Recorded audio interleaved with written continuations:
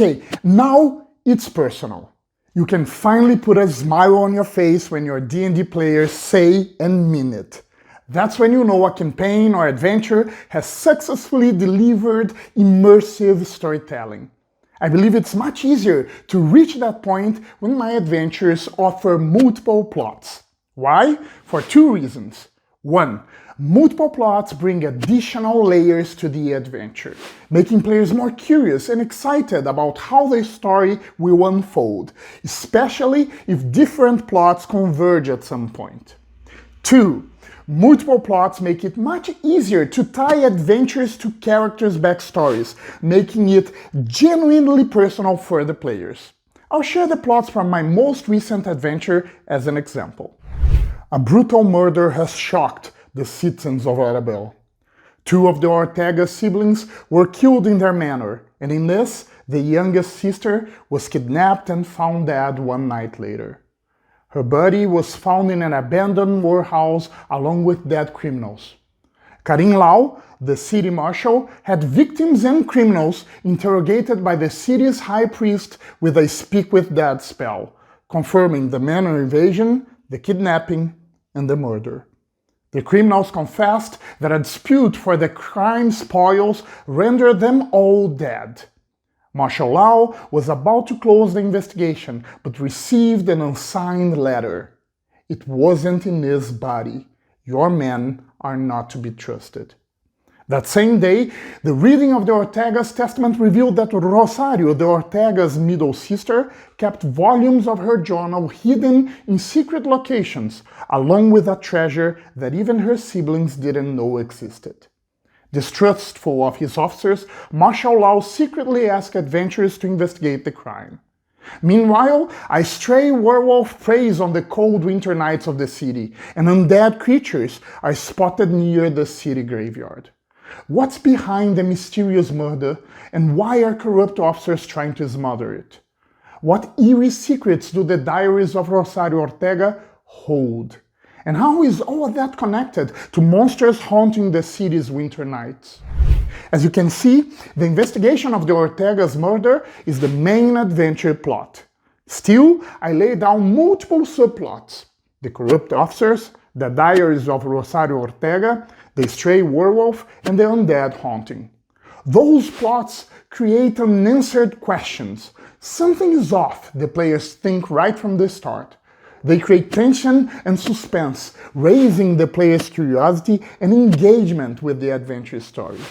Some of the subplots are more in the background, but as the players investigate the crime, they come to the front stage and reveal themselves to be much more connected to the murder than they initially seemed.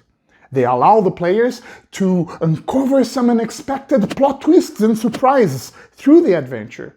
They make the players excited and more interested in putting the story pieces together. None of that would be possible if I worked with a single, linear, straightforward adventure plot. Instead, subplots allow me to add layers to the story, involving the players more and more as the adventure develops. Hopefully, by the time they realize it, they're deep on their waists with emotional engagement and eager to reach our next game session to keep the adventure going. But that's only the first half of it. The adventure was also wholly tied to the characters' backstories. We had 5 characters for that adventure. Namir, the human warlock, was a cousin of the Ortegas who came to the city once he received news of the murder of his relatives.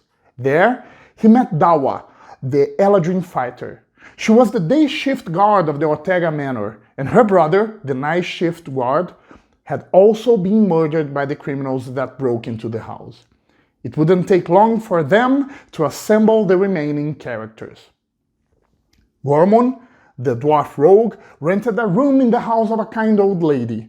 She was a stallholder in the Arabelle marketplace, and Gormon was furious that the city's corrupt militia extorted her.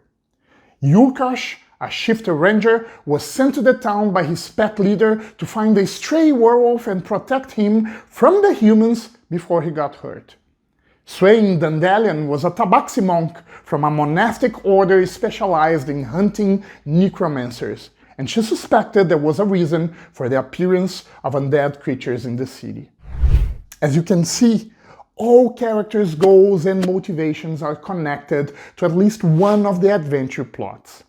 What's ahead of them is not a random side quest to assist someone they didn't know. It's personal. Every D&D player sees the adventure world through their character's eyes, creating a subtle but profound psychological process of identification, projection, and transference. When their characters pursue something closely tied to their goals and motivations, their story is more meaningful to the players, who become emotionally connected with the adventure. That's the other reason I find using multiple plots crucial for my adventures and campaigns.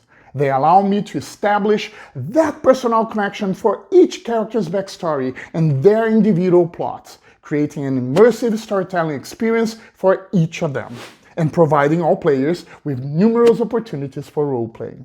To enable that, however, we need to ensure our entire group is on the same page before creating either the adventure or the player characters. That's why I try to align these 4 steps with my group even before our session 0.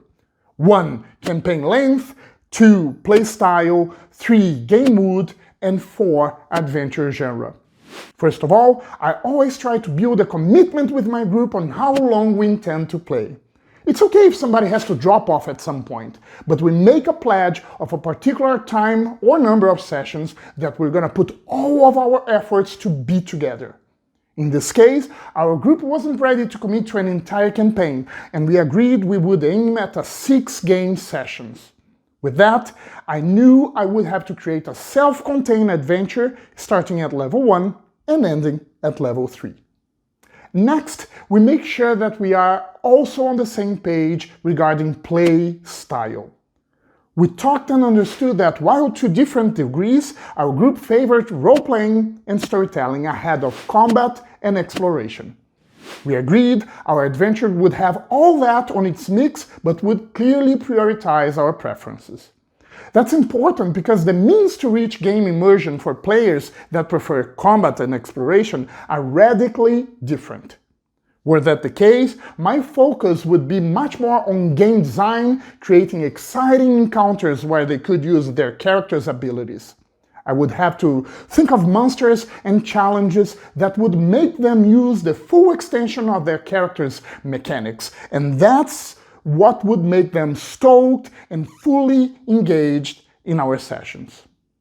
Trying to create an intricate story that provides multiple opportunities for role-playing can be a very frustrating experience for both DMs and players if that's not what we're most excited about to begin with. We then agreed on the game mood for our adventure. We opted for a somber story, but with room for comic relief. We wanted it to reward players for taking risks, but keeping a realistic approach. We also checked that we were all okay with a story that would accommodate moral ambiguity and mature content, including a certain degree of violence. I find that agreeing on the campaign's mood is crucial to ensure that everyone is 100% comfortable at our game table. Finally, we discussed our adventure genre. I already had the idea for a mystery adventure in mind. Most of us had recently watched the Knives Out and Glass Onion movies. I mentioned that was the kind of mystery I was talking about, and everybody immediately got excited. Openly talking about play style, mood, and genre is critical to informing my players what characters they can build to fit our adventure. That prevents players from building Boblin the Goblin Artificer or Grok the Orc Barbarian and get frustrated that what they had imagined for role-playing and stats are pretty much unaligned and useless for what they're going to be playing. Once I make sure that my groups are all in for role-playing and storytelling, and that the adventure and characters we plan to build are on the same page, I start to draft my adventure. That alignment makes me comfortable thinking of multiple plots for my adventure. With those multiple plots, I know I can create exciting layers to the story, drawing the player's engagement and curiosity, and connect those plots with the characters' backstories, thus inviting my players to a deeper immersion in our story.